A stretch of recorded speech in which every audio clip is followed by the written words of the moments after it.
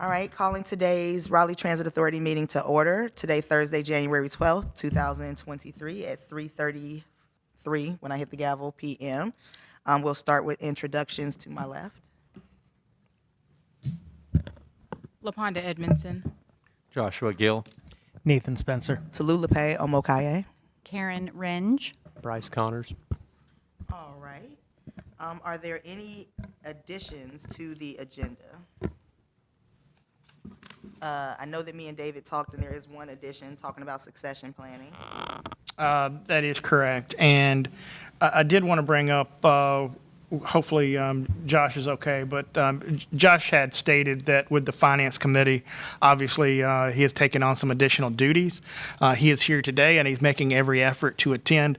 But he had stated that the Finance Committee chair position might be a little bit, since that is a very active committee with lots of things coming up as well as things current.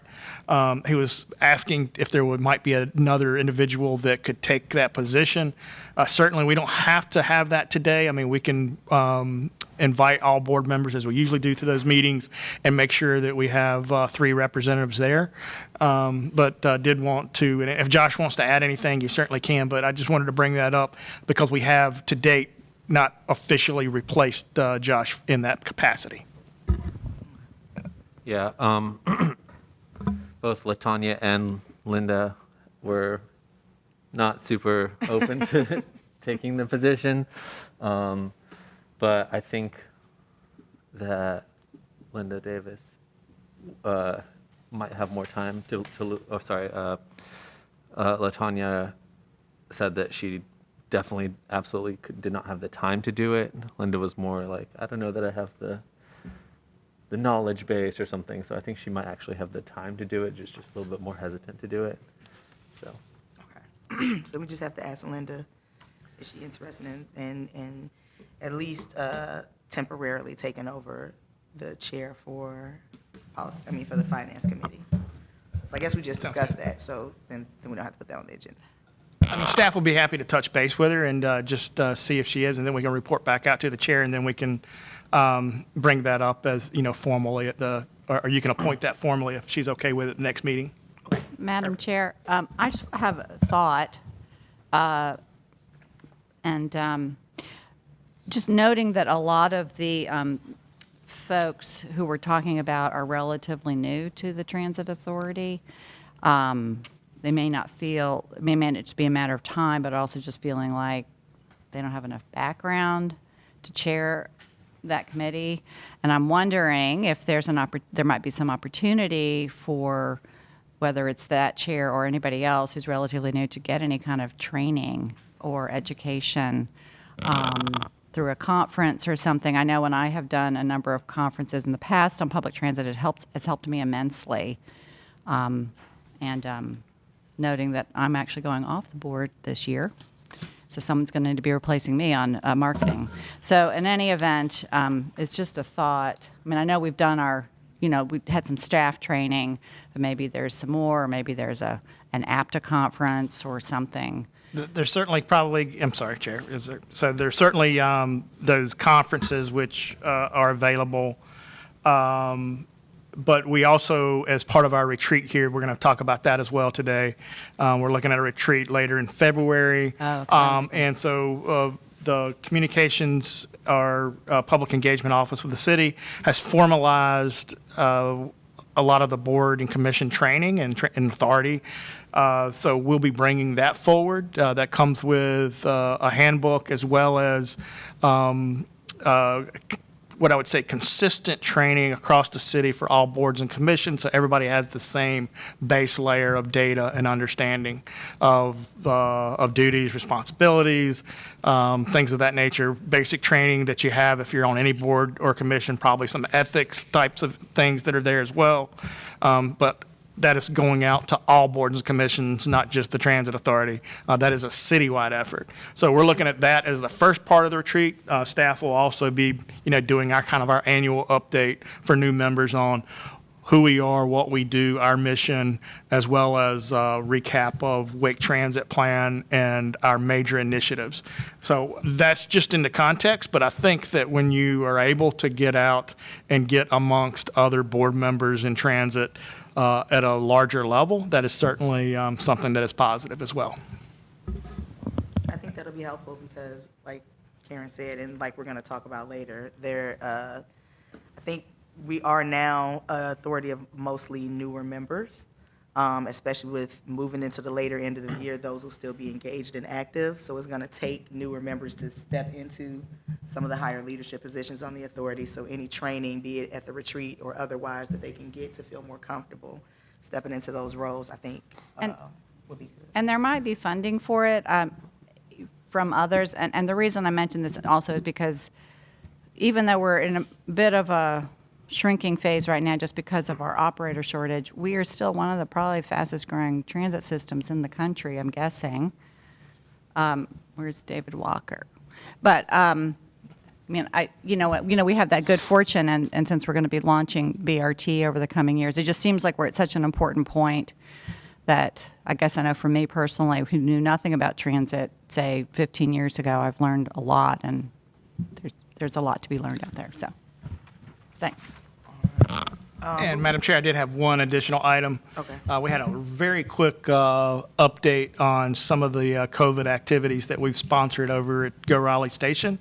Mr. Walker has about 3 slides, so we certainly would think with those 3 slides and maybe even question and answer, that's about a 5-minute item, so it's very, very short.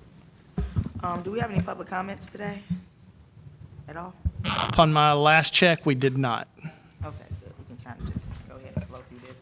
And we don't have any meeting minutes to approve this meeting, so we can move past that. We've gotten to the agenda items that we're adding, which is going to be the succession plan and COVID updates. We've already kind of discussed the finance chair, which is that we're going to ask Linda if she has the time to step into that position. All right, moving to the next item then is staff information, which is the RATP Dev introduction. Oh, that's exciting. And of course, RATP Dev is the new contractor that is taking over the management contract for Go Raleigh. Yeah, and I'll just do a real quick introduction. We have 2 gentlemen here with RATP Dev, Mr. Robert Smith and Michael Birch, and they will do a more formal introduction, but we did ask them to come in today and just do a very brief introduction of who RATP Dev is and a little bit about their company and culture and, what our timelines might look like as we move forward. So with that, I will turn it over to them. I have a quick question. Is there any way we can get this TV on, this display on in the middle, or is it out? If they want to proceed, let me work on that. Okay. I don't know if, yeah. Technology in this room. That way we can see instead of. Looking around, yeah.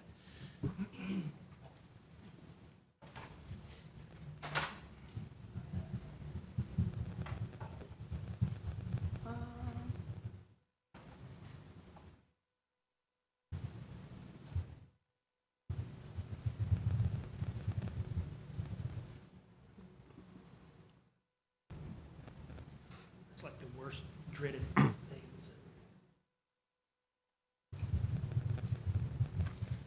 If you want, you all can go ahead and get started in the interest of time, and we can try to work this out.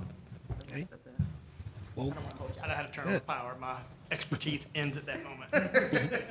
well, good afternoon. For the record, my name is Robert Smith. I'm Vice President of Client Relations for RATP Dev, and it's a pleasure to come before you today. I've sat here and watched your board meetings for the last several months and learned a lot by listening to boards. I do that not only here but around the country in what I've done. But we wanted to, along with my colleague Mike Birch, talk to you a bit about who we are and get ourselves introduced. We are a company that, when we initially looked at the Go Raleigh opportunity, Your values that we read about, that we heard about when we were here, lined up well with us. You'll find as we talk about this today, we're not the largest in the U.S., but we like to believe that we provide great quality in the things that we do, and we'll talk more about that as we go through it. But first and foremost, safety is at the center of everything we do. Safety for our riding public, safety for our employees, and just everyone that's in the environment, in the envelope where we do business. We also are about quality, and you'll hear Mike talk more about that later. I listened to the previous company when they did their presentations, but more than that, I listened to your questions and things that we do inside of our values that we believe will bring to the operation here in terms of operational excellence. It's a process, it's a partnership, and it's something that we look forward to talking to you more about and being a part of that. We also are about diversity and inclusion. We've heard that from you. We hear that around the country from agencies that we work with, and it's a part of what we do, not only here, but as you'll see in a minute, around the globe. We also want to talk about responsibility. We provide services and professionalism, integrity and honesty. I don't want to read that, but that's part of what we do, and we'll talk more about that here in just a bit. But more than anything, along with safety, people are what we're all about.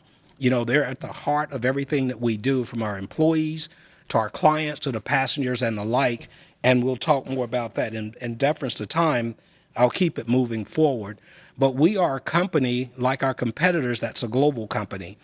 RATP Dev, it's a funny name. I have stories behind that when I learned about them in some of my past history.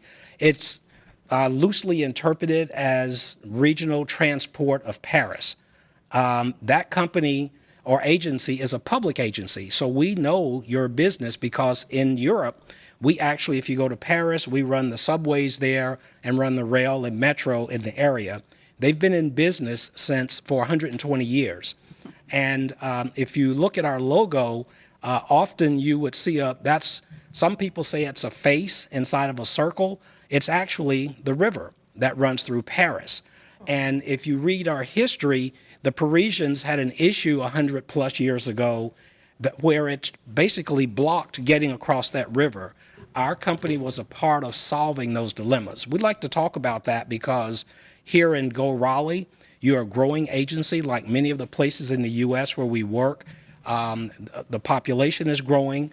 The diversity of your area is growing, the youth and the like. So we like to say that we have experience that we could talk about from different places around the globe. We operate on 5 continents, from the Middle East to South Africa to Europe and here in the U.S.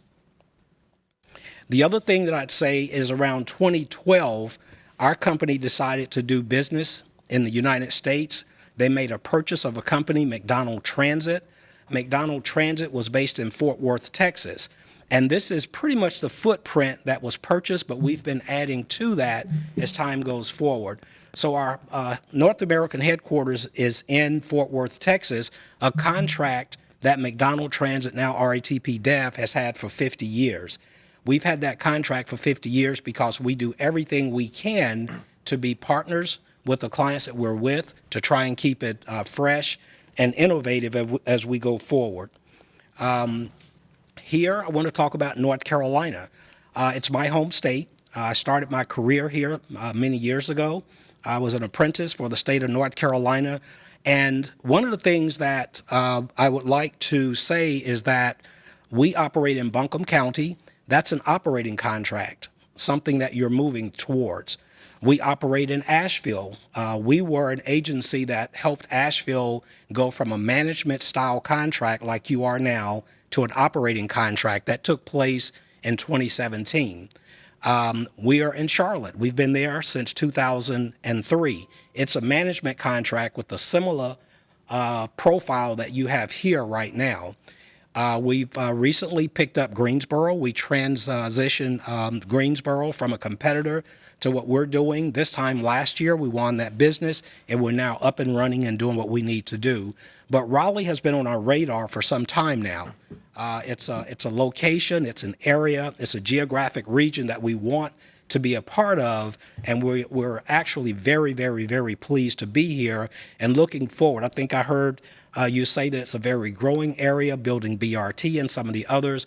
Those are the types of experiences that we will not only say we could do, but we'll put forth the effort to do that. Our CEO has been in town twice. He was here for our presentation first and the second presentation.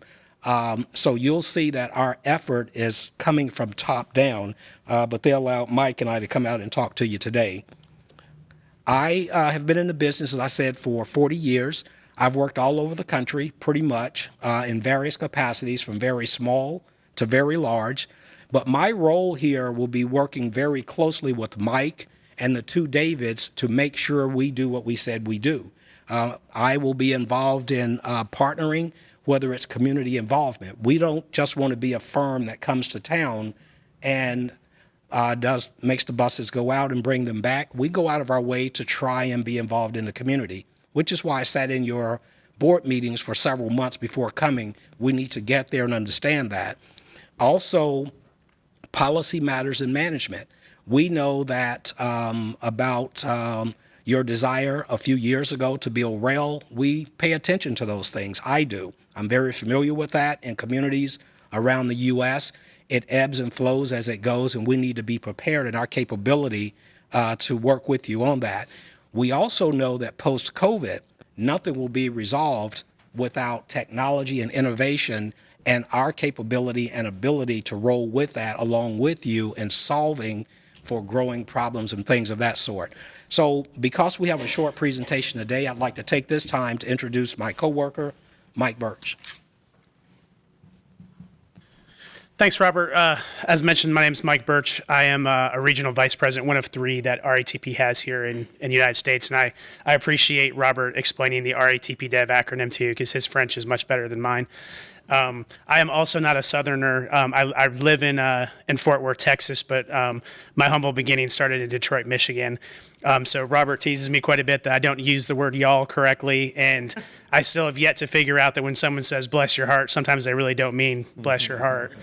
But I'm working on that. I've spent a lot of time now in Texas, but my career started really in Indianapolis. I worked for Indigo for 22 years. I started off as an entry-level employee and worked my way up through the organization. I left Indigo and joined RATP Dev in 2015, and I finished out as the Chief Operations Officer for Indigo. Became the Chief Operations Officer at Trinity Metro in Fort Worth. That was essentially my first assignment with RATP Dev. Transitioned that contract to another colleague, and then I moved down to Austin, Texas, where I ran our largest operating contract that we have down there. That contract ended in 2019, and I became a regional guy since then. So I currently oversee around 10 contracts, and while my title says Regional Vice President of the West, I actually spend a lot of my time on the East Coast between Prince George's County, Maryland, the DC area, and here in North Carolina. I am the Regional Vice President for the Greensboro operation, so I was actually in Greensboro all this week and drove up last night. Robert and I both avoided the big FAA problem that some of the travel snafus that were occurring in the country. But I represent your one throat to choke on the contract once we have the operation up and running. I have oversight over the local team, so if there's a problem or an issue, I'm the person that is responsible for doing that and taking care of your needs. I'll be working directly with the two Davids, as Robert and I have come to address them. But any questions, concerns, any problems with the operation, that they ultimately, I'm the person responsible for those. So I'd just like to further kind of drill into some of the points that Robert talked about. One, you're going to see all these people. We are not as Robert described, we are not the largest company that operates here in the United States, but we like to kind of compare ourselves to a more concierge level of service. So our corporate staff and our regional staff are people that you're going to see. They're going to be attending meetings. They're going to be here working with our employees and with your system. This is just a kind of an overlay, but the folks that are highlighted in orange essentially are the regional folks that come in, and the blue circles represent some of our corporate assets. But every single one of those people that you see up there is going to be visiting and working on the startup. A lot of our competition, regional vice presidents have 40 and 50 contracts that they're responsible for. I have 10. So I get out to my locations. I travel every single week. I think my wife likes that quite a bit, but I'm just home on the weekends. So, and again, I spend an inordinate amount of time here in North Carolina, and will be between Greensboro and Raleigh. So you'll get to see a lot of me. Our corporate support methodology, as I described, it's very much concierge level. While we empower our employees and our local management team to run our business, we are ingrained in that decision making process. We are part of the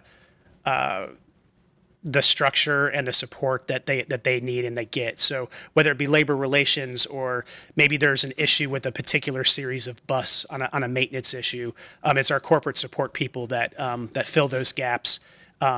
Same thing if there should be a vacancy or any kind of a short-term or a long-term absence on the contract, it's our corporate support team that fills in. So you'll, like I said, you'll hear from us regularly. We believe in a very much an open communication process. So, you need something, we're just a phone call away. The other thing I always like to point out, Cyril Aubin, who is our CEO, he's new to he's new to our operation here in the United States, but he's not some corporate CEO. I have his cell phone number. He calls me, I call him. I'm not one of his direct reports, but it just kind of shows you that our leadership team is very much ingrained throughout the operation. And Cyril's a guy that you'll meet here along our transition. Our management approach is extremely hands-on. While the transition is going on, I will become a Raleigh resident. I will be here every single week that the transition is going on. I'll be leading all of our transition efforts here on the ground. And again, that's all that responsibility falls on me, and I'll be working with the local team. We also use a transition manager. I was lucky enough to convince our corporate staff that we needed to bring a guy out of retirement. His name is Ken Fisher. He's worked for our organization for 42 years, but he's a transition manager expert. And Ken and I have worked on several transitions, and we were able to coax him out of retirement to come help us with the Raleigh project. I couldn't recommend a better person to help with that transition. Our model with having a regional vice president and a transition manager on the ground, the whole idea is so that our local team can spend time with employees. We want the local management team to be spending all their time with our people and with your people and with the customers, not having to be in a meeting concerning a setup of a process or a computer system. That's our job to do. So you'll see that. So we're very visible. And the other big thing, and it's I would compliment the Raleigh team, the Go Raleigh team here already, is the collaboration. We believe that a successful contract it's a requirement that we work as a team. This contract is only as successful, will only be as successful as our support that we receive from your team as well. So being an active participant with our operations is something that we appreciate. We are not a shy group either. If we see opportunities that we think can improve operations, maybe even something that we're not directly responsible for, we're not shy. We'll speak up and we'll let you guys know about that. The one advantage that you have is that with contracting out services is that we're able to bring in best practices from a lot of other places, and it's definitely a value add to your contract. We kind of talked about this, the transition to the successful partnership. Everything for us is transparent as well. If there is a report that you need, if there is a report you'd like to see on a more frequent basis, if there is meetings that you'd like our management staff to attend to be able to speak about updates and activities, all you have to do is ask. We don't believe that we control any data. We control your data.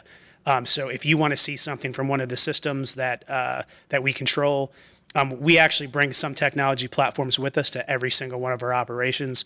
If there is things that you're interested in seeing up close, we're happy to share those with you. Reporting from those, all you have to do is ask, and we're an open book when it comes to those things. Talking about the transition, we pretty much have a 4-phase approach.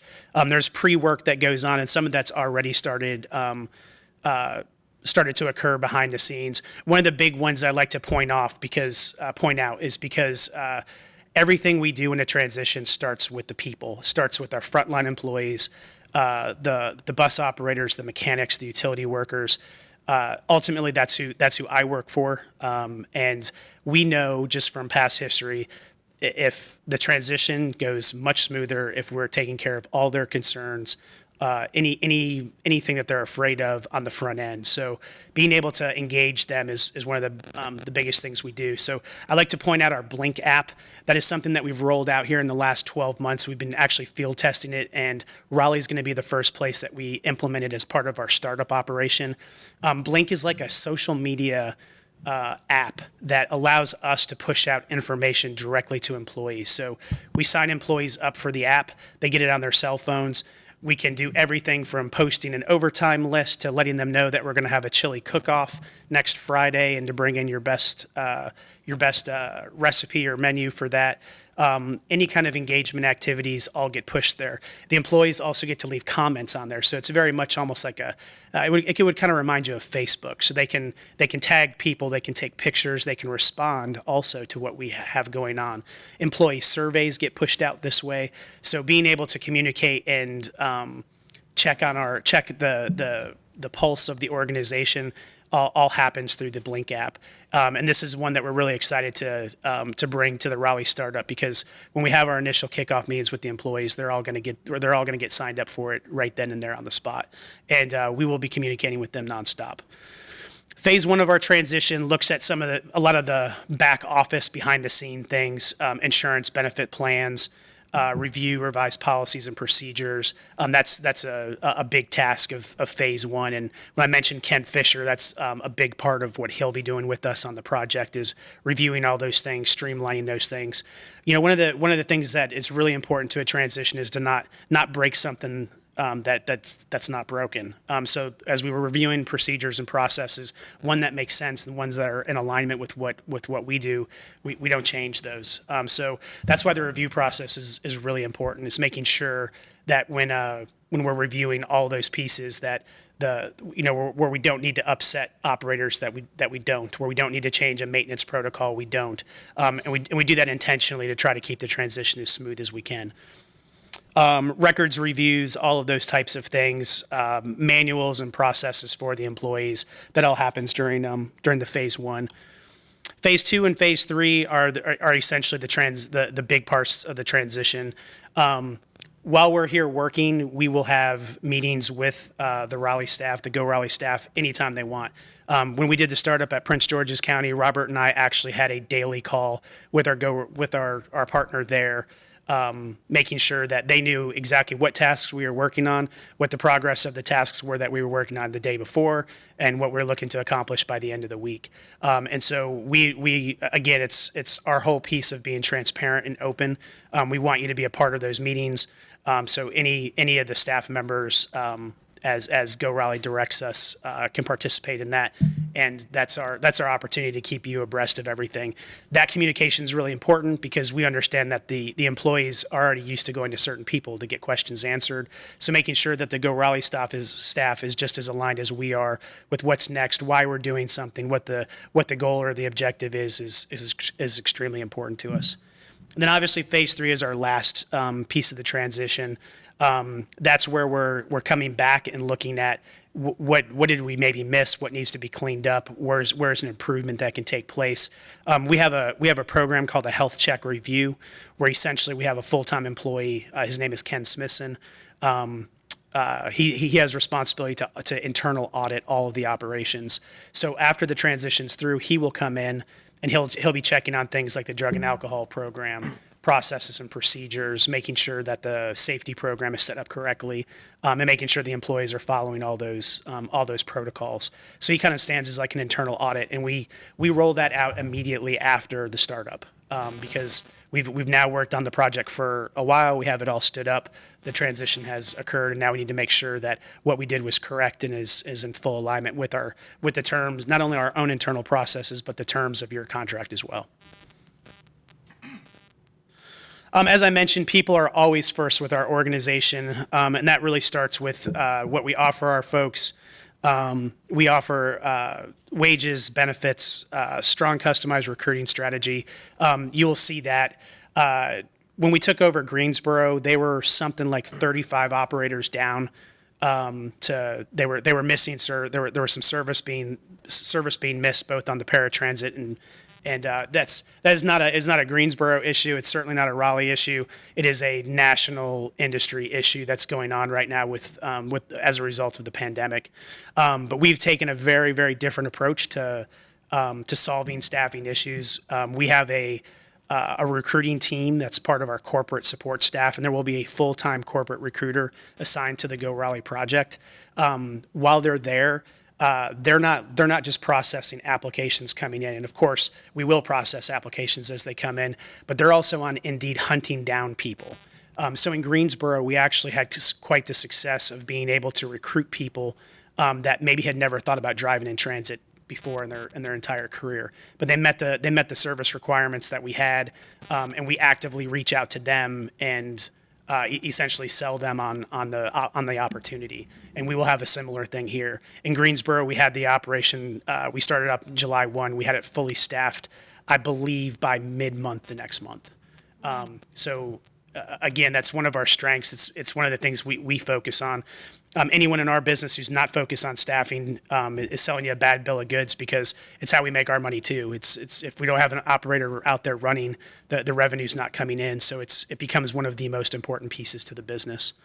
Our GMs are all trained with an open door policy. Advancement opportunities. I'm a perfect example of a transit person who started off as a walk-in employee. My first job at Indigo, I was a security guard. I used to ride the buses and patrol the bus stops and lock doors up at the end of the day. And just through the opportunities that were afforded to me, I was able to grow in my career. We do the same thing for our employees. So there will be plenty of advancement opportunities for people to get into supervision, into dispatch, and even into the higher pieces of transit management. And as Robert mentioned, we have a strong commitment to diversity and inclusion. It's one of our cornerstones of our organization.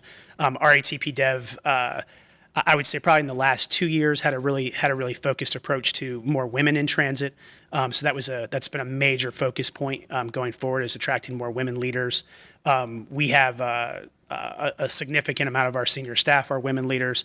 Are the president of the umbrella company that RATP Dev stands under is a woman.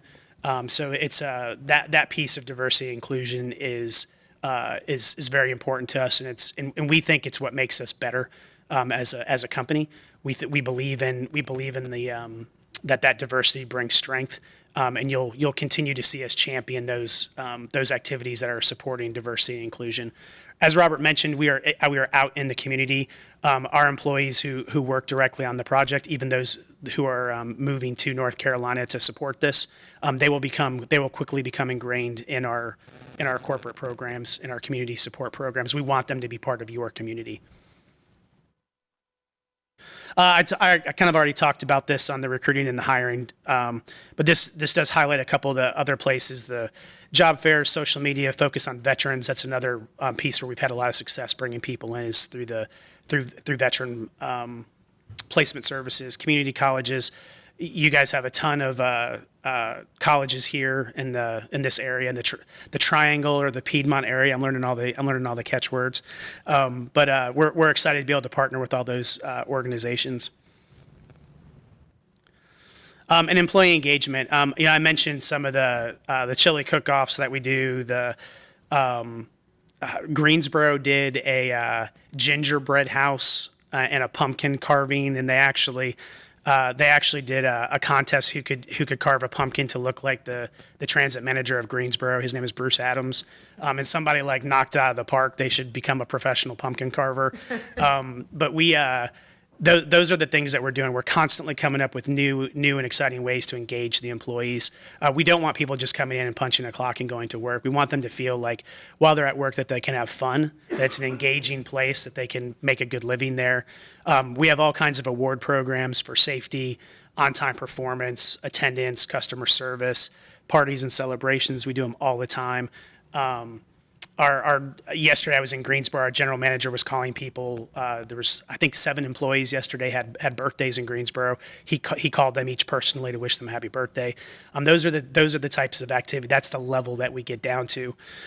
We use data also to kind of fund these things. So a great example, we have a camera system that we install in all of our vehicles. It's part of your contract. It's a value add that RATP Dev provides, but it's constantly monitoring what's going on the bus. So if you brake too hard or you accelerate too hard, it can even monitor whether a driver puts a seatbelt on, or if it can detect if they're nodding off at the wheel. And it's not just detecting these things, it's actually alerting management in real time that these things are going on, so that we don't have to wait to talk to somebody. We can send a supervisor to a bus immediately to check on somebody. But that system that I'm talking about also has a score system to it. So we incentivize the score. So it's giving you a grade every time you drive the bus. You get points on that system, and so we incentivize that system. And so the people with high points get gift cards, get special recognition. We do an annual prize where we make it a big deal, make it a big deal event. We also use that same data to engage our people who are low scores. So we're proactively pulling them out of the driver's seat, putting them back through refresher training, special evaluation, special trail checks, supervisor engagement while they're out on the road. But those are just some examples of how we're using the data, using our resources to better serve, and ultimately that produces a better system for you and your customers. I talked a little bit about our safety culture. As Robert mentioned, it's ingrained in everything we do. We have regular safety meetings. Our safety program is in full compliance with the FTA's messages and inspections, meetings, reviews that they require. We do all of those. Our program was actually endorsed before the FTA finalized their rule. So we had special clearance to move ahead with our program before it was even rolled out throughout the rest of the United States. Obviously, your assets are very important to us. You've invested millions and millions of dollars in buses and infrastructure, and making sure that all is cared for properly is another one of our priorities. We use aviation-style preventive maintenance programs, so we are replacing a part before it fails. We have a global system that tracks usage and failure. So if a bus breaks down, we're analyzing to the root cause as to why it broke down. We're looking at individual components and parts. So if we know on average, an AC blower motor needs to be replaced at 87,000 miles, we're replacing it at 86,000 miles to make sure that we're never putting a hot bus on the street. Those are just some of the maintenance components that you'll see and hear from us. And then lastly, continuous improvement is what we're always going for. We learn as much from our clients as we hopefully we bring to you as a resource. But we have a formal program called Going for Excellence, where we have a dashboard that looks at each one of the data points that we collect. And we're constantly looking at how can we soak more efficiency out of those? How can we do better? How can we improve on-time performance? How can we improve more miles between a road call? It's a passion of ours to try to get to that point where it's seamless, that the system is running incredibly well. And while I will not stand up here and guarantee you that you'll never see a broken down bus or a late bus or an early bus, we will be working incredibly diligently to minimize those activities. And that's really what this continuous improvement program speaks to. And I think that's it from us. If Robert and I can answer any questions, please let us know. Thank you for that. That was very thorough. Do anybody have any questions so far? I have a couple. My name's Nathan Spencer. I am chair of the route committee. So we do a whole lot of the supporting the planning and future look on that, on what's going on. So I'm excited to have you guys in and continue these conversations. I have a couple questions. In terms of your agencies, do you guys directly run all your agencies, or do you sub out that work to a partner company to sort of do the management of and the running of buses, or you guys it is your baby, basically? Yeah, so it's always ours. So we have two different types of contracts. So we have what we would call O&M contracts, operating and maintenance contracts, which is what you're converting to. And then we have management contracts where we're just supplying assets to the operation to help you manage it. So that's so the employees are always ours. It's the general manager and the senior staff of the local team are RATP Dev employees, and as everyone else who's working on the project. If I can, I'm probably reading more into your question than I should, but there's been some discussion about how we would meet your DBE goal. From time to time, we will find ways to either have someone manage our part system, or sometimes to meet higher goals, sometimes as high as 20, 25%. We may outsource some part of our service, but they are definitely a part of our values and our goals that we have here. So that's things that we work out through the legal procurement process with you before we go forward. But as Mike says, at the end of the day, it's his one throat to choke. Okay? Okay. I like that term. You might regret that. I saw you write it down and it made me a little nervous. Especially with this woman at the helm. Is there, in terms of staffing, I just have two questions. One is, do you have a goal for getting us back on track for staffing? I'm sure you guys have analyzed our whole. And the other question is there anything in place for, because you've talked about benefits to the drivers themselves for good safety and performance and stuff like that. Is there any incentive for the regional management, the local management in terms of retention from the upper side so that there's a sort of top-down pressure to keep people happy and keep them here? Yeah, absolutely. So your first question is that study is going on right now. So we're studying we'll be studying, working with the Go Raleigh staff on what the staffing levels are right now and developing those strategies. But some of the HR work is already underway. So looking for community partners to partner with, sending our corporate recruiting team out here to start looking at where's the best places to connect and where to recruit. That stuff's already going on. The second part is absolutely. So just like we reward our frontline staff, our management staffs are heavily rewarded as well. So we have a turnover ratio. In fact, on my way over here, our chief people officer called me and was running through some percentages on what we're going to set up for goals. So the general manager and the senior staff for our employees all have a turnover ratio goal. That's part of their goals and objectives that they get measured against. So it's absolutely in their best interest to retain as many people as they possibly can. Thank you. Sure. How do you all plan to address, or how have you all addressed operator issues and grievances? Yeah, so we the ATU, the Amalgamated Transit Union that Go Raleigh has, is a familiar organization to us. I can just speak personally to my own experience. I've never worked in an operation that doesn't have a union. So I don't see, we don't have an adversarial relationship with any union. We don't go into any contract with that preconception. I recognize the union as my partner, and problems that they have are often the same problems that we have. And being able to align on solving those problems is really important. So one of the big things we do is we create a labor management roundtable group. We also invite the union to participate in all of our what we would call like all hands meetings. So whether it's a town hall, an open house to address employee concerns, or our safety meetings, we allow the union to actually appoint people to serve on the safety council. And then our labor management meetings that we have, where it's our local staff meeting with the staff of the union, the representatives of the union. So we see them as an active partner. I mean, honestly, the operations don't work well when there's not good labor relations. So it's one of the big cornerstones, and I probably should have focused on it a little bit in the presentation because it's in there if you read it. But one of the things that we do on the phase on the pre-work is reach out to the union. That's already happened. We've already introduced ourselves to the local here. They know who we are. They know that we're coming, and we'll be sitting down with them, formally as the transition progresses to hear from them. We want to hear what their concerns are, because sometimes their concerns don't match, line up exactly with sometimes even their own members. And so we want to hear from them. We want to hear what any of the perceived issues might be. things that they'd like to see change. And those are things that we'll implement along and try to address with our, with our transition plan. One of the issues Sure. that we had, I'm sorry.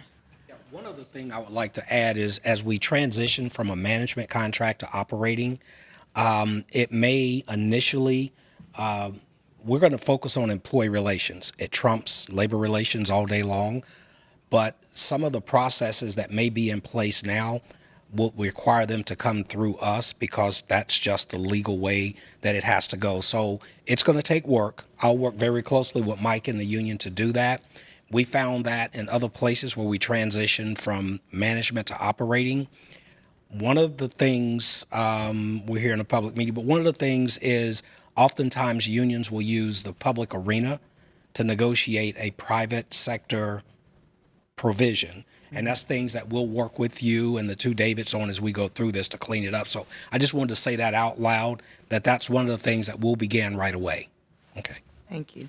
Because some of the issues that we've seen, they're not just with union employees. So we have union and non-union. So just keeping an eye to make sure that in the past we've had some weirdness between the two, and we felt maybe some of the energy felt that some of that came from the contract. So just keeping in mind that. Can the Blink app be used to report out anything from the operator? So not just issues, but I know that we were talking about the open radio on the buses. Is that like a way that it could be? So, I know that you all have been here, so some of the issues being like the open radio or scheduling seniority that some of the operators have. Is that something that you all can kind of maybe walk a little back from the last management to kind of make? Yeah, sure. So we use it really as a communication tool, and the great thing about the Blink app is that it allows the employees to also communicate, so they can post things themselves. And while we try to keep it very wholesome, and we encourage people to address it, and we absolutely have like administrative control over it, but that's what it's there for, is for them to be able to say, hey, I'm on Route 5 today and I'm having this problem. Someone needs to look at this. Or, it has the ability to upload pictures. So, maybe I'm driving down the road and there's a tree branch that's hanging down that I'm constantly having to drive around. Maybe I snap a picture of it and I upload it to Blink when I get to the end of the line on my break and say, hey, here's something that needs some attention. And we're able to push that out and use that as a reporting function. Yeah, open mic is another thing. We had an open mic system at Prince George's County, Maryland, and we were able to work with our provider there to transition them to a closed mic system. A system your size, I'm sure that's a friction point with open mic stuff, and so that's something that we can definitely take a look at and make recommendations. We kind of slightly have a reverse situation where we don't have open radios and our operators were asking for them for some of the reason that you're saying that's why I was asking about the app. For some of the reason that you're saying the app kind of addresses some of those issues of Gotcha. communicating ahead. Some of our operators had an issue with us having closed mics for that reason, or if there was a problem rider on the bus that they let off to let the bus coming behind know or something like that. Yeah, we typically don't use it for like daily operational issues like that. We wouldn't want operators to use it to say, hey, this is a problem passenger, but we do have reporting mechanisms for that to happen In real time? Yes. Okay. And so and again, we would take just using that example, we would take a more proactive approach. Like if an operator calls in and says, hey, this person's causing a problem, we would dispatch a supervisor to address it. And then that supervisor then makes the determination of whether this person can or cannot continue to ride based on the service rules that we receive from Go Raleigh. So once that happens, it's our supervisor's job. And we, the accountability that we have on our management team, it's especially on supervision, it's very task-based. So if I'm the supervisor, I get assigned, hey, here's a problem, Mike, go take care of it. I have to go take care of it, and I have to report what I did. So it's not just kind of an informal process. It's very formal. It allows us to follow up when we have repeat offenders or a repeated problem someplace. We can go back and say, well, hey, Mike worked on this, Joe worked on this, Sally worked on this. We obviously need to make some sort of recommendation or some sort of change to mitigate this or reduce the hazard. And those are the types of programs and processes we'll be putting in place. Okay, awesome. I love that you all have a chief people officer. is that internal, or is that just in staff, or does that extend out to operators? Is that everyone? Yeah, so we have our chief people officer, that's Stacy Winsett. So she's our corporate HR leader. So she's responsible. And one of the things we did when Stacy's been on board probably close to a year now. One of the things that we've done, it used to be everything at each local operation rolled up to the general manager, and then the general manager would report to the regional vice president.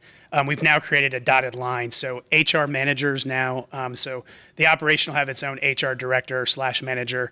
That person actually rolls up to a regional HR director. So in this region, it's going to be, I believe, Teresa Boone. So Teresa and I are usually connected on all of our projects. So she's my equivalent on the HR side. But we changed that structure, and we changed it that way so that HR has some autonomy. So it's not just an operations person deciding what should happen and what should not happen. So the HR director reports to Teresa, not to the general manager. So not to say that there's any, they work in tandem and they work in collaboration together, but it allows, if there is a problem, there's an automatic kind of off ramp to alert the corporate staff that there's an issue or there's a problem or a complaint or an investigation that needs to take place, without the ability of the general manager or someone else on the staff, even someone like me, from being able to interfere with it. And it's kind of, we joke around we call it the separation of church and state kind of thing. So, but it's the whole same concept of being able to not have the fox guarding the hen house. Right. Anybody else have any other questions? First of all, thank you both so much. This was a really excellent presentation, and I'm really impressed. I don't know if you're probably aware of this, but as a transit authority, we don't have authority in terms of but we have heard from our bus operators in particular over the past several years about concerns. Because we're a right to work state and all that, we can't interfere, but we've heard a lot and we have a lot of significant concerns. We really, I think I can say that we were eager to have a new management company. We've been very concerned that we've lost a lot of operators, and it's affecting our services. I'm very impressed with your Greensboro example, because we need to treat everybody extremely well. We need to build the system, and it does start with people, as you said, both the riders and the people that are our system. That we couldn't do what we do without the people.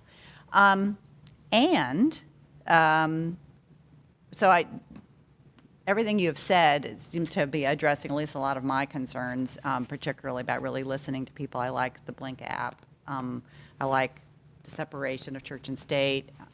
And also, when you were at Indigo, we were working here to pass our referendum, which we passed the same year that Indianapolis contraction, which is very distressing. But we are going to expand a lot, and we need strong leadership to get us where we need to go, because and I love that you have global experience, because we started off as a really, really small system, and we are one of the fastest growing places in the country, and our transit hasn't matched that growth. So there's nothing but opportunity before us, but we can't do it without great people. So how you continue to help us grow is really vital. And I don't know if I had a question on there, because you answered a lot of your questions, or my questions were answered previously. But I forgot what I was going to ask, but those were some key points I wanted to make. Thank you for that. And I will say, you do have the power and that thought leadership. And part of the reason that they have a vice president of client relations is for that very reason. When I listened to your board meetings before, I don't believe you were being fed the things that you wanted. You'll find that we're not only going to tell you what we're going to do, we'll tell you how we did it, and then tell you what we get from it, and continually go forward. The other one, too, is... That was actually one of the points I did want to make about the data. Yes. Because until recently, we really weren't getting regular data. And that is something that this board has asked for, so that we know how things are going and where the incidences are and so Very good. please do that. Very good. Thank you. Bryce, you have any questions? All right, thank you very much. If there are any, Oh, I was just gonna one echo everyone else's comments. A presentation was well done. It's exciting. Seems like the future is bright.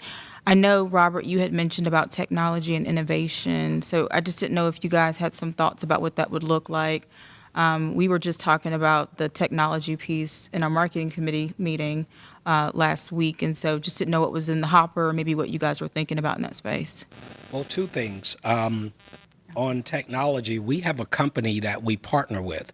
We don't believe we're the answer to everything. As I made the comment earlier, coming out of COVID, our industry in North America, APTA, we're growing back, and ridership is coming back. Bus quicker than rail in a lot of places, just because it's a captured ridership versus still commuting from home.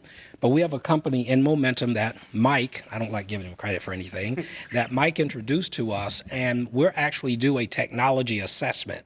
That assessment is bigger than just what we do, but they come in and they will look at everything from fare collection to software for maintenance to across the board.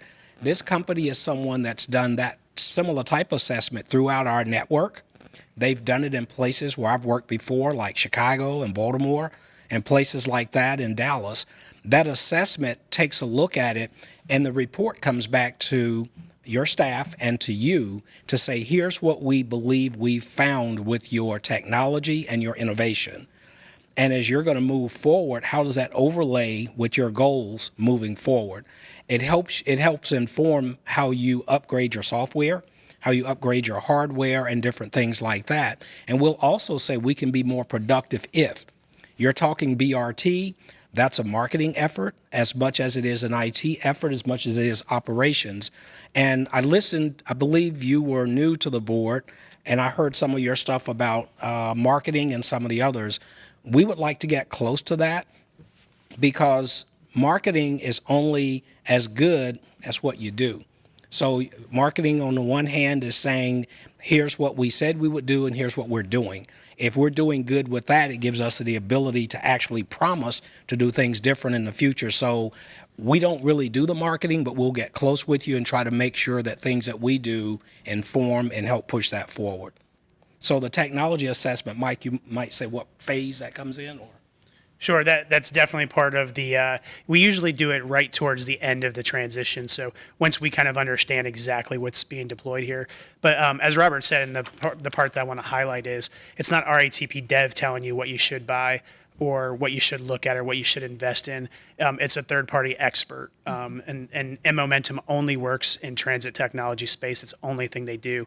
And they're working, and the recommendations that they'll come out with to the Go Raleigh staff, some of it will have nothing to do with our operation, like fare collection is not something that RATP Dev takes a real strong approach to, but Momentum will look at what you have and make recommendations to how to do that, how to create more revenue for a bigger revenue stream for you, and it's any kind of technology that they have. And this assessment it's part of our contract with you, so you have it. They will come in and do that top-down assessment. They'll spend a significant amount of time touring the operation, riding the system, spending time in dispatch, watching how things work, watching the fare collection system, and then they wrap this big report up together, and then they'll present it. While we may be in the room, they'll be presenting it to Go Raleigh. Thank you. Mike, did you say the tech vendor was in Momentum? That's correct. Thank you. It's a lowercase n and then the word Momentum. Thank you.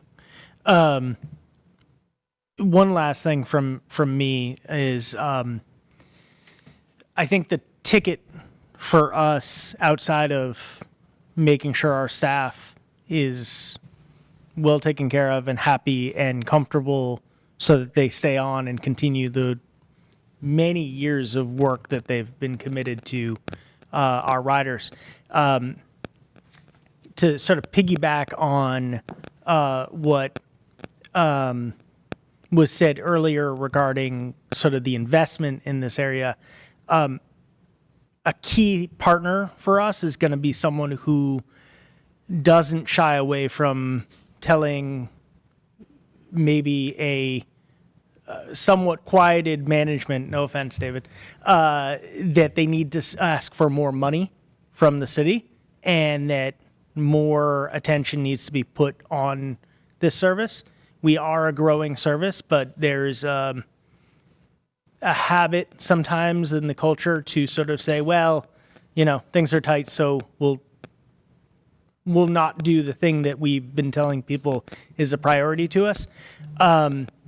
So I would like to see, and I'd like to continue seeing from you all that, as with technology and other sorts of things, this is a priority and, we need to find a way to make it work.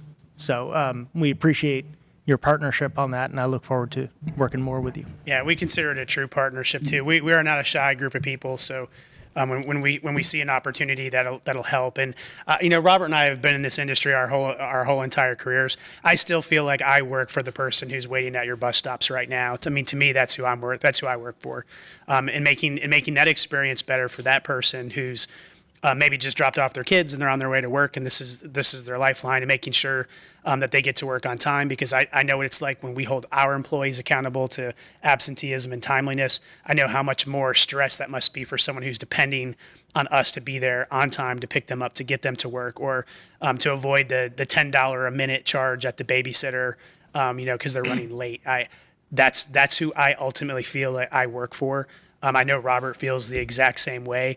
And hopefully you'll see that passion in our work as we continue to partner with you all to support that type of person. That's who I love, and that's who I feel like I work for. Any other questions? All right, thank you very much. Thank you very much. Thank you. That was very thorough. We look forward to working with you all. We're really excited. I hate that it's at the end of our tenure that we're getting this type of contract in, but. Yeah, but we took them through. All right, so next thing on the agenda is the zero emissions transition plan. Is that something that you want to discuss today? I know we have 25 minutes. I think that I'll have to depart at 5, but We're all still good, okay. yeah.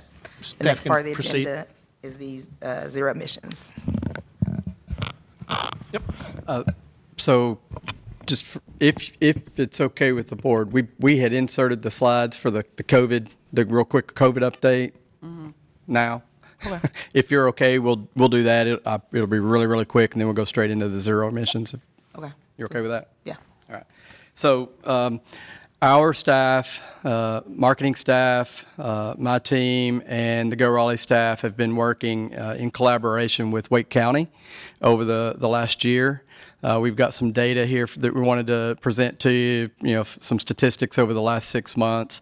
But we have been partnering with Wake County to provide space within Go Raleigh Station, providing both COVID shots and, in the last couple of months, flu shots. They've been hosting about 2 clinics per month. Again, I think we had originally kicked this off back in March, but the data you'll see today is just for the last 6 months. So in total, Wake County provided 136 COVID shots or booster vaccines over the last 6 months, and 28 flu shots. And though those numbers may not seem huge to you, we do feel like it's a significant number. If you look at our ridership for last month in your monthly reports, we provided just over 402,000 trips. And this is not real technical data. This is my own operations math that I've been accused of using in the past. but I did do some math here to come up with some data for you. So, the 402,000 trips equates to about a little over 13,000 trips per day. If you assume everybody riding on average will take 1 trip plus a transfer in the morning, 1 trip plus a transfer on the way home. So that equates to 4 trips a day. That's a little over 3,300 individual riders on a daily basis.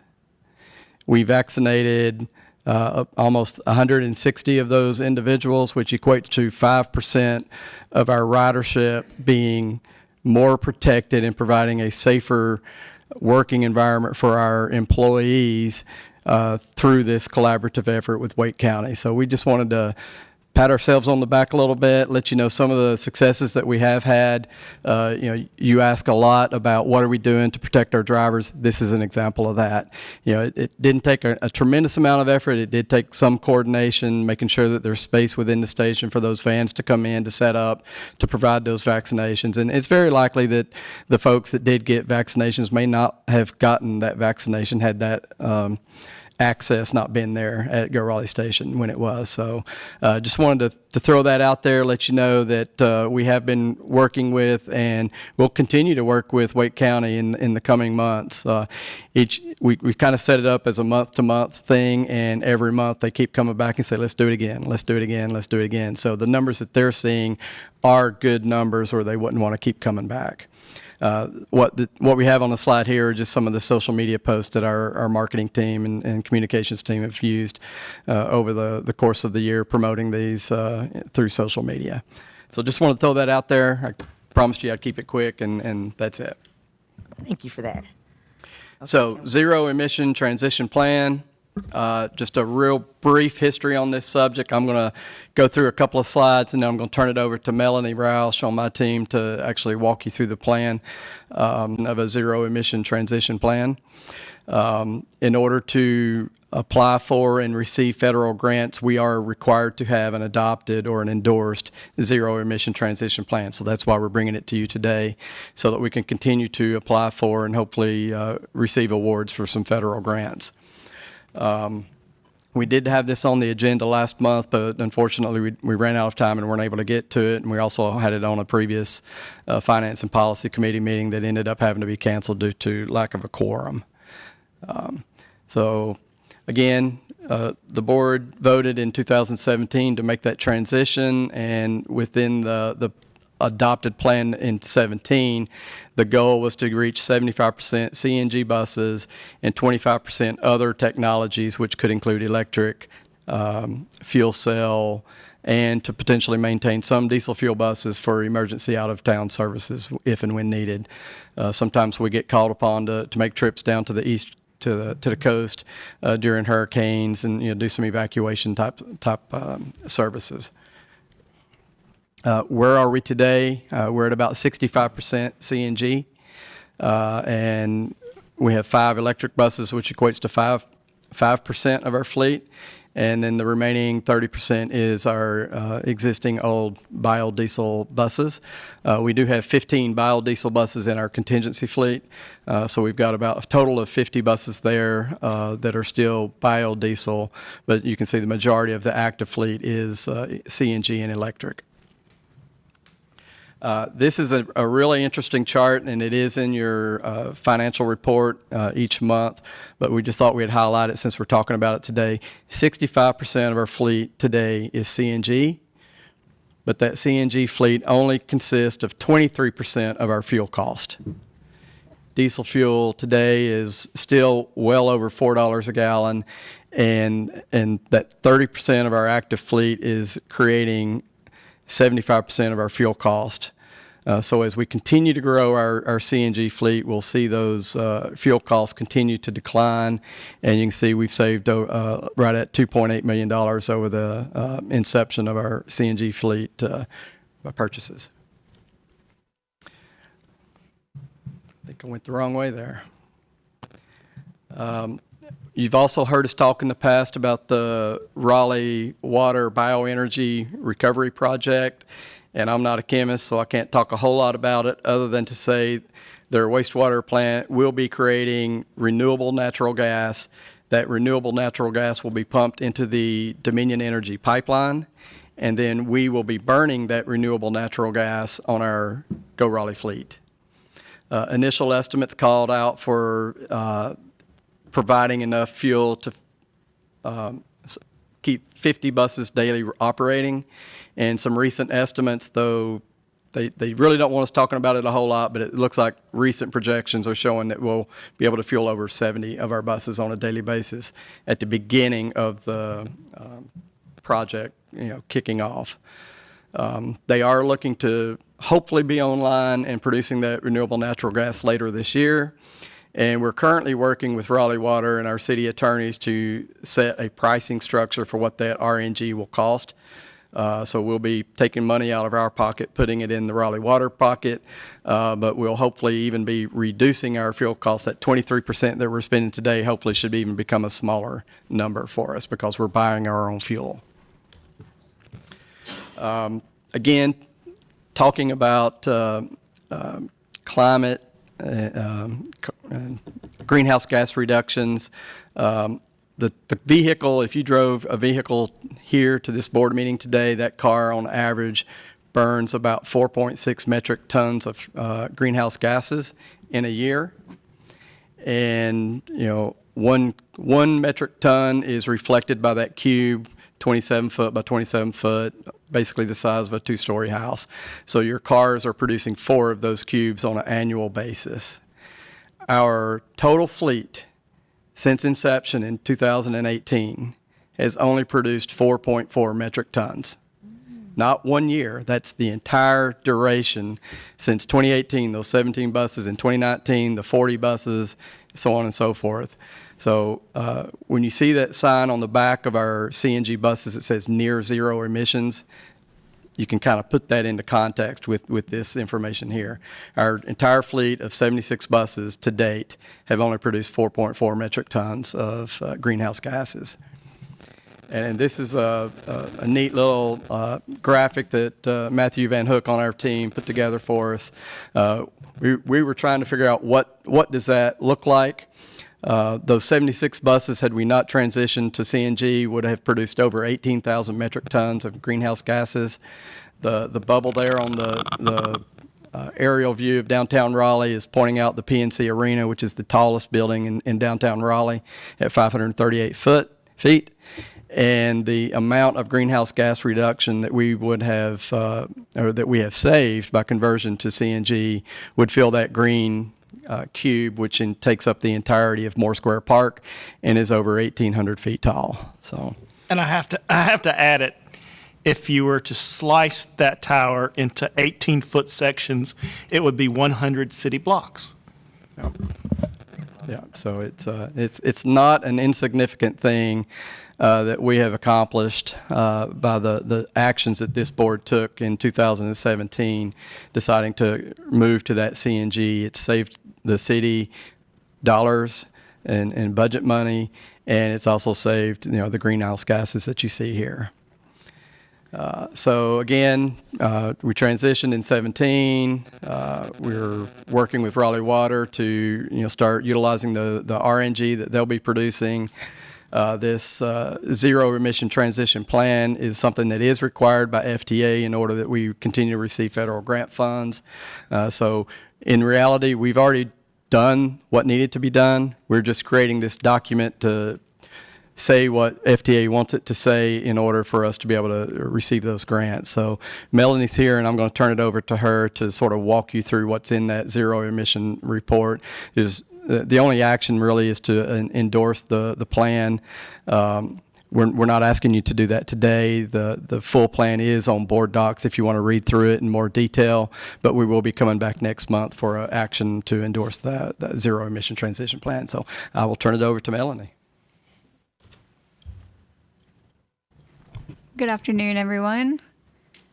I'll try to keep this brief. I originally made this for its finance and policy, so I'll try to breeze through it in the interest of time. But the whole reason we're doing this is the bipartisan infrastructure law was signed in November 2021, and that does require that any application for the low and no emissions grant have a zero emission transition plan already in place upon application. And so that NOFO normally comes out in early March. So we're required to include these 6 points. They include long-term fleet management plan, including a strategy for future vehicle acquisitions, address the availability of current and future resources to meet those transition costs, consider policy and legislation impacts or impacting relevant technologies. We need to include an evaluation of existing and future facilities and their relationship to the technology transition. We have to describe the partnership of the applicant with the utility or alternative fuel provider, and then examine the impact of the transition on the applicant's current workforce. So Planning Communities drafted a zero emission transition plan for us back in March, and they divided it into 4 topics that they'll address those 6 points I just talked about within those 4 topics. So those are roadmap to zero emissions, costs and funding, fleet, and then equity considerations. So the roadmap to zero emissions, that goes over our 3 future scenarios: the business as usual, the RNG focus, as long as the electric vehicle focus. And then when you move on to costs and funding, those break down the costs associated with each vehicle type. So that includes vehicle purchase costs, maintenance costs, fuel costs, social burdens, external costs, infrastructure, our skill development, and then our funding availability as well. And I really like within the costs and funding section, they break down these life cycle costs by the vehicle type, so you can visualize it a little bit better. And there's quite a few of these infographics within the plan that kind of make it easier to visualize. So moving on to fleet, this section compares current and future fleet makeup and associated emissions. So we consider the effect fleet expansion has on emissions. We compare emissions produced by various vehicle types, and then we consider the infrastructure needed to accommodate future fleet makeup. So that really comes in when we're looking at renewable natural gas and solar charging facilities. Then our final section is equity considerations. So that section, it's a little bit smaller, and it compares current and future fleet makeup and the associated emissions and how that's going to affect disadvantaged communities within Raleigh, and then how that should be added into Go Raleigh policies and equity implications. And then the conclusion has a lot of, again, all these good graphics that kind of break down this information and make it a little more digestible. So this has a summary of cost by scenario, and it talks about business as usual, RNG, and electric focus. And then here is another graph with that same cost breakdown. And I know it's kind of small, so the one on the left is business as usual, the middle is RNG focus, and then the right is electric focus. And then this is a graph depicting the annual emissions per fleet vehicle. So that kind of, again, the black line is business as usual, the goldish line is an RNG focus, and the green line is an electric focus, which I think is that this graph is my favorite because it really shows how big of an impact this has, this transition. So again, this plan is a requirement by the FTA for grant funding, and this draft contains all the required components for that FTA funding to work, and the RTA's endorsement will allow the city to submit and compete for the future competitive grants. And this is just an information item, and we can vote on it next, or approve it next month. Is there any reason we have to wait on voting on this? Karen, I echo exactly what you said. No, it doesn't look like we have to, so if anybody wants to make a motion.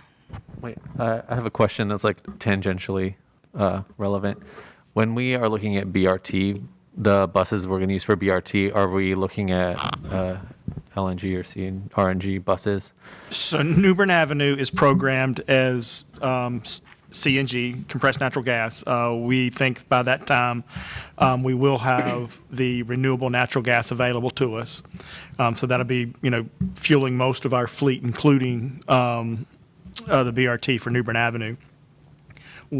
The technology is getting to a point right now where we think that the range for a battery electric bus will be strong enough to deploy it and charge it once and deploy it, or at least basically you would replace a bus en route about once a day, which is normal.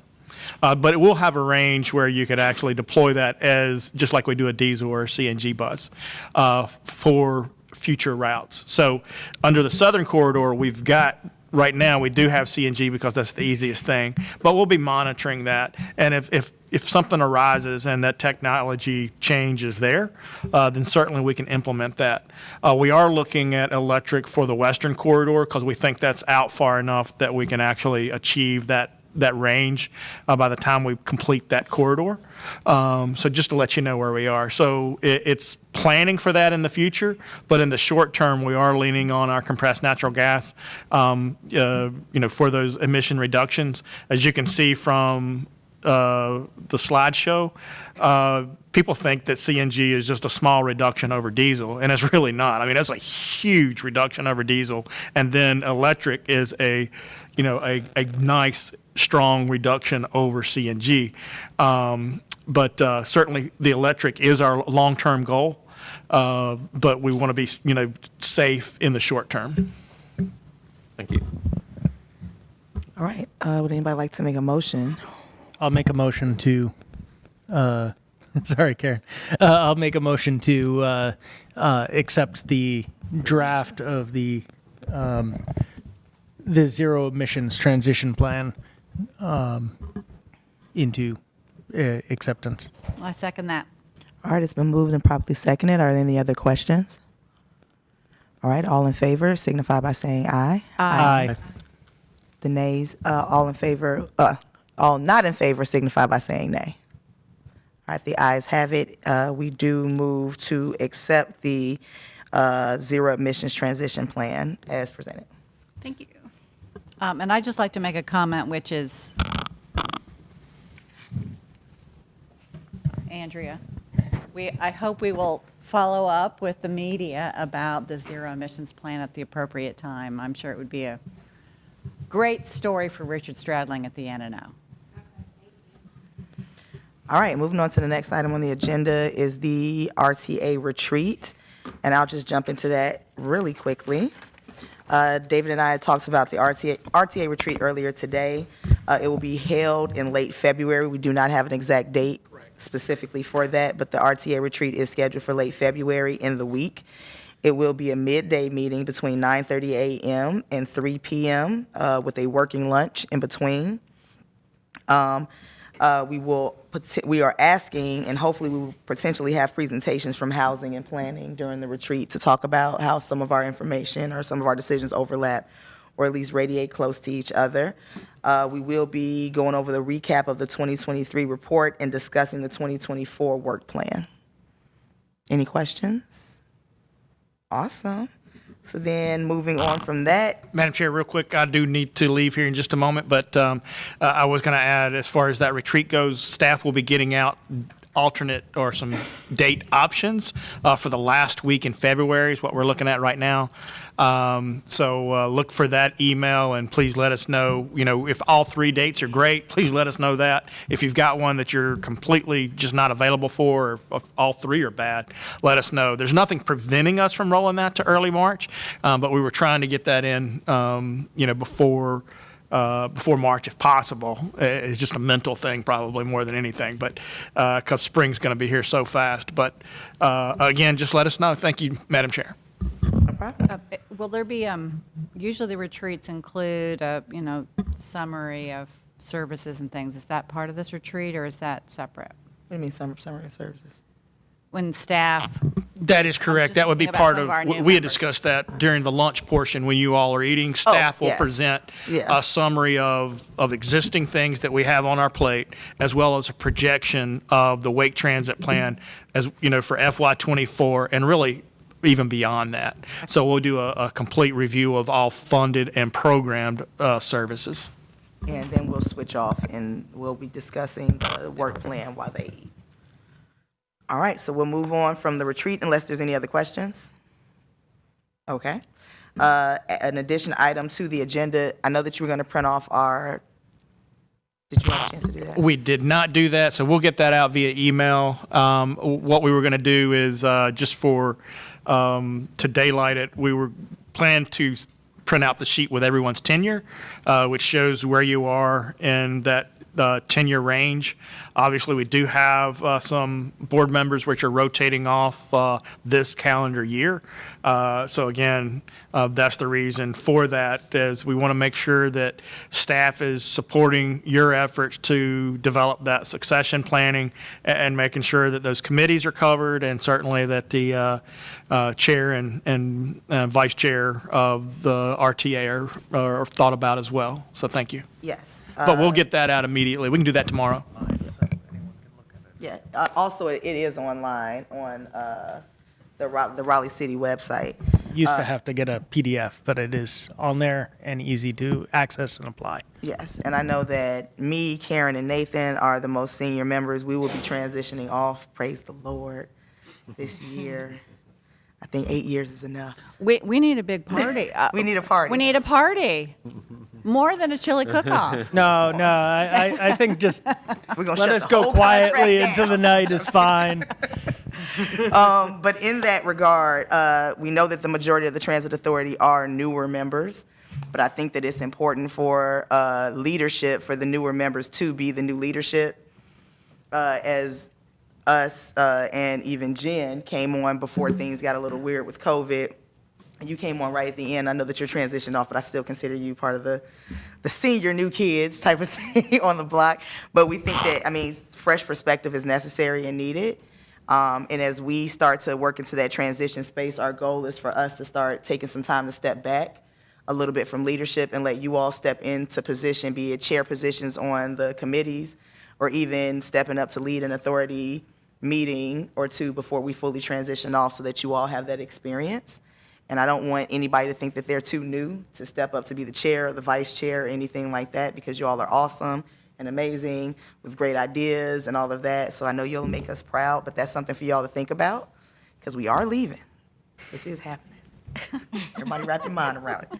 So I think this is a good opportunity for everybody to think about that. And we do have a position potentially open, which was Mr. Kendrick Martin, who may be transitioning off because he hasn't been to very many meetings. So counting that, keep that in mind and considering maybe referring some people to serve on the Transit Authority, even as alternative members or auxiliary members until, we move off, but that'll still give them the opportunity to have the experience without being a full-fledged board member. Any questions? Can I add to that? I didn't know all that much about route. I've been in oversight roles for transit before, so I've known the money side, but I didn't know much about the operations and route stuff until I sat as chair. So just get in there, do it, because you're going to learn more through that fire hose. And as long as David Eatman is sort of pulling at his collar and turning red, you're doing your job. But it's just, that's how to get into it.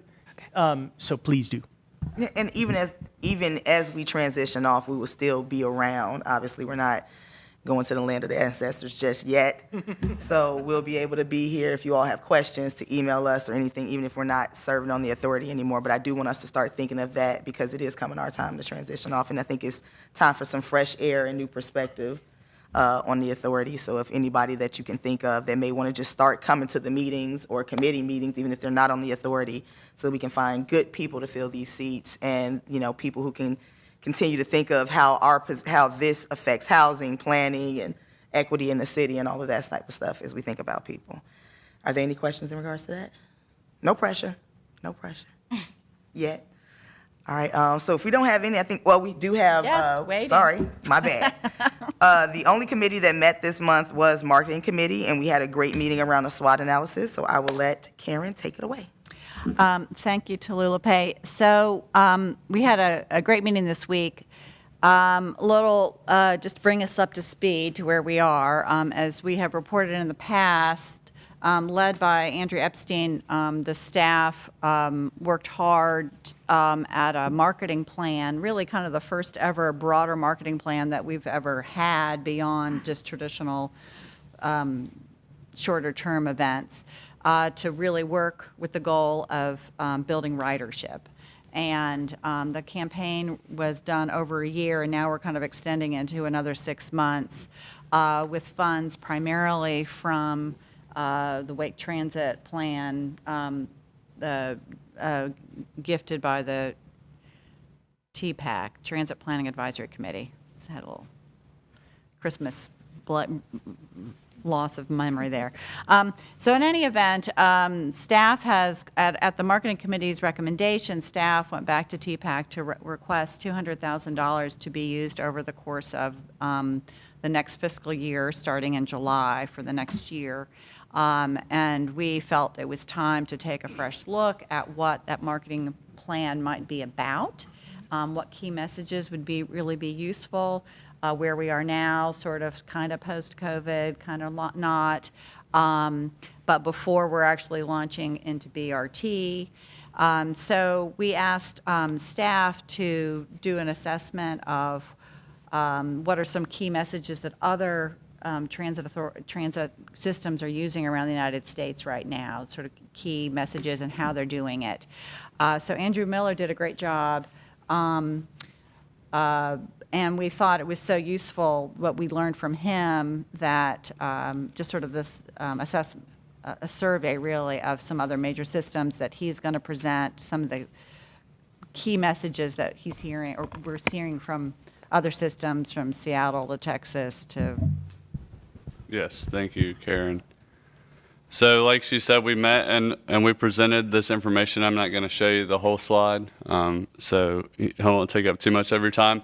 But what we did is we took information based on research gathered from top transit agencies across the country and then APTA award winners, so agencies who have been rewarded for their marketing efforts over the past year. And most of this data that we looked at and all the research we did was mainly towards digital advertising. That's something that we as a committee talked about and wanted to move more towards so we can easily track and adjust as time changes throughout the marketing campaign. So the overall takeaways that we were able to find was, number one was just general information, easy, concise messaging on how to ride the bus. And as we found some options, they normally gave 3 to 5 simple steps on how to ride the bus. Some options from TriMet, which is in Portland, Oregon, which is one of the top transit agencies in the country. Simple: 1, plan; 2, track; and 3, ride. Another example was from VIA, which is in San Antonio. Another simple tactic: 1, plan your trip; 2, buy your ticket; 3, get to your stop; 4, board the right bus; and 5, get off at your stop. So the simple steps of how to ride the bus, but something that they found is some people don't know how easy it is to just get on the bus and be able to use the transit system and how to integrate that into your daily life. And a great way that a lot of agencies also did this was just by clear and concise messaging on their social media platforms. So in Fort Worth, Texas, as Mike referenced, he had some time there with Trinity Metro. They used just clear, concise messaging through image and video centric graphics. So anytime there's a detour or anything along those lines, it's just clear, it's there, people can see the message and then go from there and not have to read through a bunch of different details. The next thing that we found across the nation that was very popular is talking about how people can ride for less. So one example is that we saw that is G-Trans, that's in Gardena, California, which is in the suburbs of Los Angeles. Also HART, which is in Hillsborough, Florida, and VIA again, which is in San Antonio. So one thing that they all focused on was just informing their riders how they can ride the bus for a cheap, low, or free fare. So G-Trans, they were able to highlight their low fares and frequent service to popular destinations. HART, which is something that we all found interesting, was they were able to integrate a fuel savings calculator into their website. So you're able to see the direct impacts that it's going to make on your wallet by using the transit system. And then also VIA, once again, they created a whole campaign and an external website called buckthepump.com. and it was centered around how easy it is to ride the bus for such a low fare.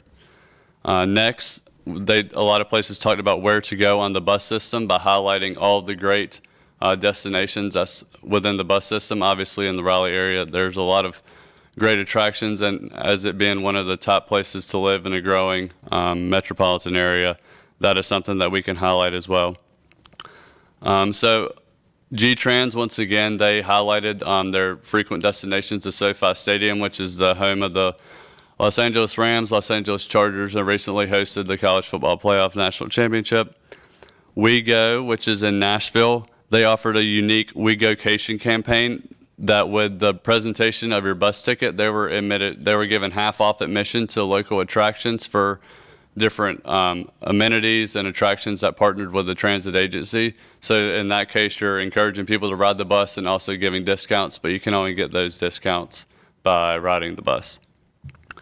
And then again, another example is how to live your life using the bus. So it applies real life stories to being able to use the transit system in your everyday life. So one good example was for Heart in Hillsborough, Florida. It was a campaign called Heart Takes You There. And it basically, they had a video series that walked through how a med student started med school on the bus, and it takes them through going to class every day, riding the bus, and then finally it carries you into, he steps onto the bus once again into his white jacket, well, you know, because he passes his boards and everything, and he's a registered doctor, but he's able to do all of that and improve himself and how he lives his life and carries himself by using the transit system. And then finally, something that is very important across the board is being able to highlight operators and people who are behind the scenes. And so that's been seen across multiple agencies and social media posts, and that's something that we can definitely implement as well. So as we move forward, how we can apply this to Go Raleigh in our system is being able to apply these things by these 4 findings. Number 1, how do you go / how to go? Referring back to the previous findings, being able to inform our riders and how easy it is to use the bus system. Number 2, where do you go and where to go? Showing the riders the places that they can access on the bus system and how easy it is. Number 3, why do you go? That's going to be able to relate personal experiences and how the bus system can help you get to where you need to go in your everyday life and how it can be integrated into your life and help you become a better person by using the bus system. And then number 4, we help you go. And that's going to be able to highlight the bus operators and everyone who's behind the scenes and how we help our riders get where they need to go. So finally, this is where we would like your input. And to help convey these messages, we want to focus on how Go Raleigh can be the go-to transportation option. Can I just interrupt you a second real quick? Yes. Andrew, just to explain what happened here. First of all, I thought he did great research, and we have lots of video and graphics we could show you, but we didn't want to take the time today. But we also took all this information, and then with Mason's help, we did kind of a SWOT analysis of really looking at our strengths and weaknesses in our community and opportunities for messaging. And we kept coming back to a lot of these key messages. And Andrew came up with this idea of really playing off the concept or the term Go Raleigh. And is there a way that we could make that into a marketing campaign using the Go concept that could also, through short words, connect back to some of these key messages? And so there's a lot of different steps. But we wanted to share some ideas that he and we came up with, and we really want your input too. So go ahead. Yes, so as she said, we kind of routed to this. Obviously, with Go Raleigh being our name, it's just a great way to play on all the things that you can use the Go Raleigh system to use. So as you can see here, we have several different options, and as an activity following, we're going to send out a survey where you can have your input and you're going to be able to vote for your top 4 and what you think we should implement into this campaign. And also something to touch on is, and we talked about some, is with so many options, we can choose 4 to use in our paid campaign that we're going to use the funds for, but we can also be able to feed off of that and use the other goes that are listed here to be able to touch on some other points as well. But as you can see, we can take an example of one of these to kind of give you an example of what we're looking for. So say we said, let's pick Go Experience. If you go back here, you'd be able to apply any one of those goes back to these questions for the messages that we're trying to convey and back to the research that was done. You say number one, how do you go? I use Go Raleigh to Go Experience. This is how I ride the bus. And twofold, we can explain to people, hey, this is how through 3 to 5 different simple steps, this is how you can use Raleigh to Go Experience. Then number 2, where do you go? Again, you can say, I use Go Raleigh to Go Experience, and I go here to enjoy a concert or a play or a movie. So, and you can apply any one of those goes to that. Number 3, why do you go? If you're talking about Go Experience, maybe you use Go Raleigh to Go Experience time with your friends or your family.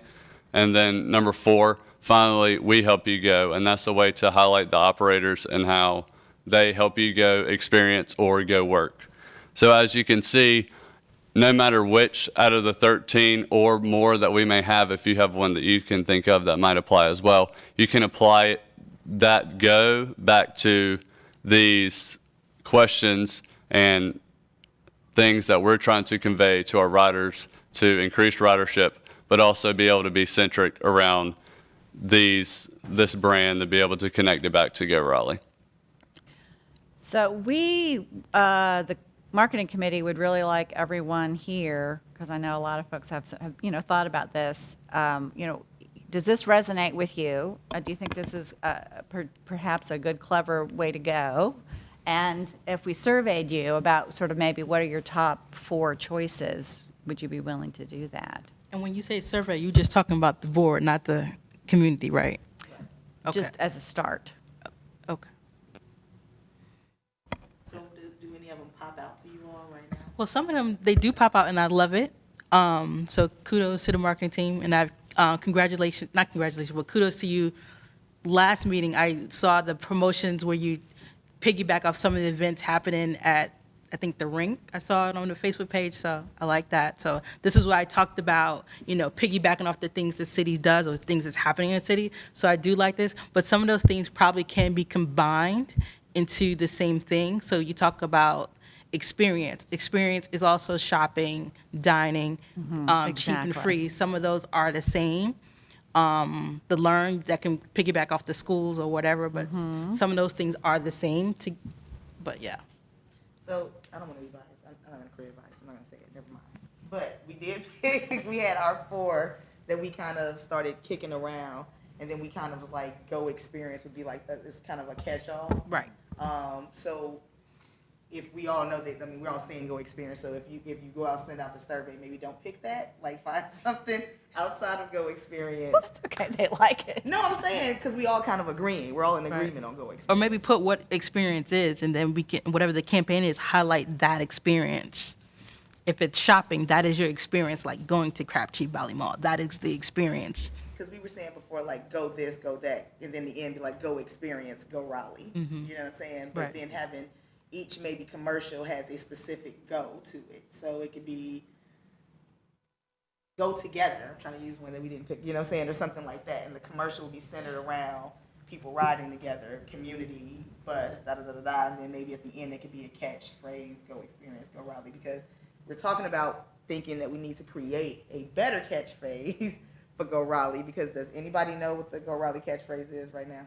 There's a catchphrase. See what I mean? See what I mean? We said the same thing in a marketing meeting, and it's like connecting the capital. Connecting the capital city. Capital? Really? Yeah. Connecting the capital area, and supposedly it's on the buses. That's what I've been told. Supposedly it's written somewhere on the buses. So That seems like an incomplete sentence, but okay. It's an opportunity for us to come up with something, maybe even helping come up with a little more catchier catchphrase. And we're open to new ideas as well. We were trying to figure out a way to encapsulate the notion that you could save money. And but right now it's free, so this is a good time to promote all that stuff until we start and this campaign isn't going to, we're not going to start doing, it won't be rolled out until at least the middle of the year. So we got time. We're in the planning phase. There's a lot of work to be done. But to make sure we do it right. we were wondering about, like, go cheap didn't sound too good. Go frugal, go easy. saying So go anyway, we're easy. looking. I was saying go easily, I was like, but it's that sounds easy like- to ride the that sounds like bus. that But one. we were like, that didn't sound so good. So we're Tom, go easy. You want to say something that just maybe doesn't make anybody giggle when they see it.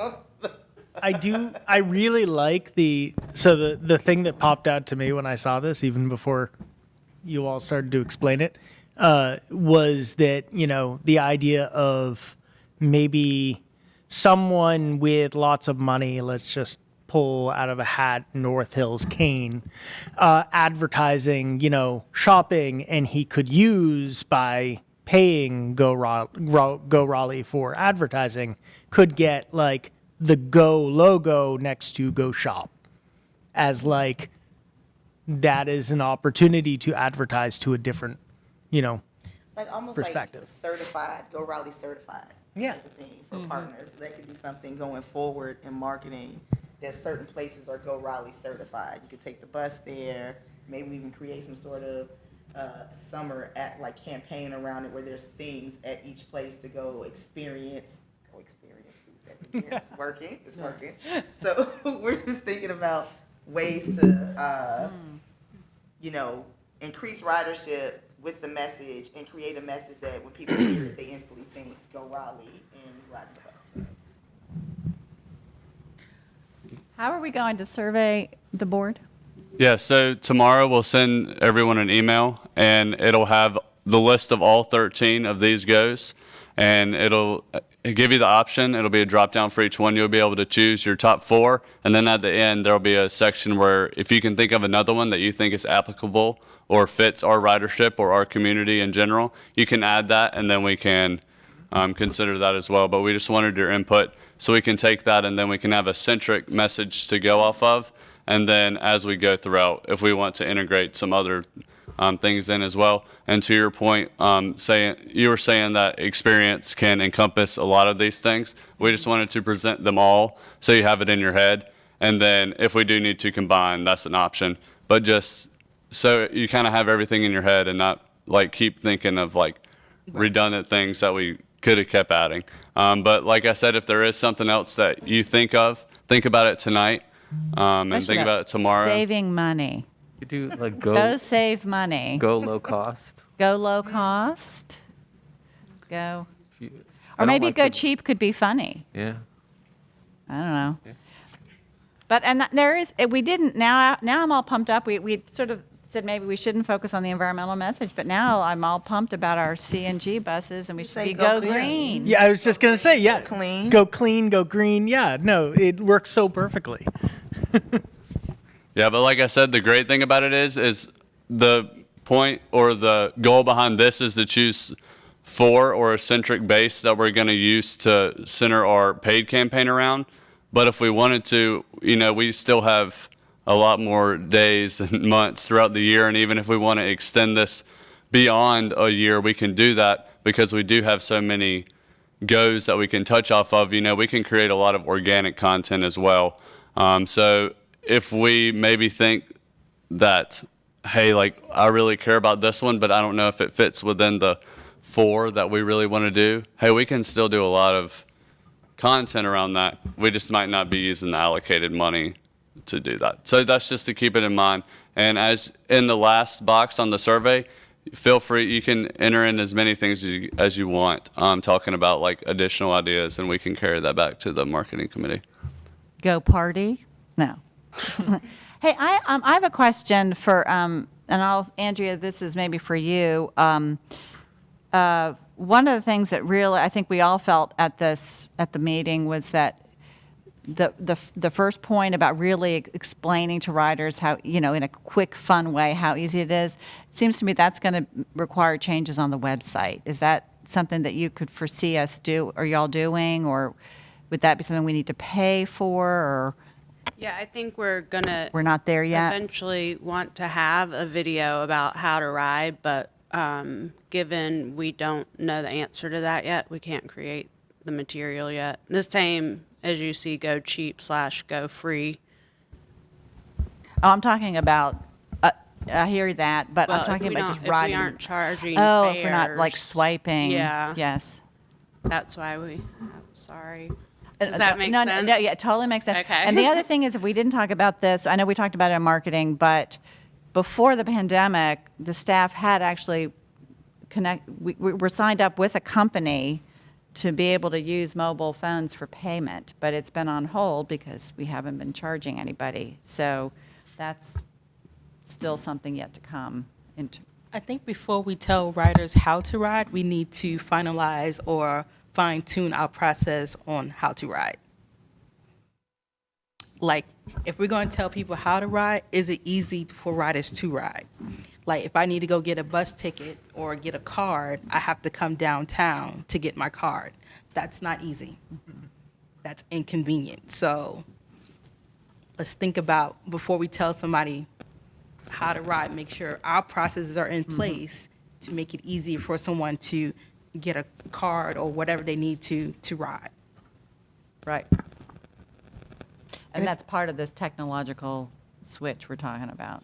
And if anybody's excited or passionate about this campaign, feel free to come to the marketing committee meeting, even though that's not your committee, to sprinkle some of your insights there. Right, if I'm saying past that, do help with the survey, but also feel free to come because it was fun. We actually had a really good, engaging, fun, and got a lot done marketing committee meeting, and I think it's because we were able to deal with some of the higher level fun things, and sometimes that keeps us going. So if you're available, feel free. Or email us. Text. Now, thank you very much for staying so long, everybody. Thank you.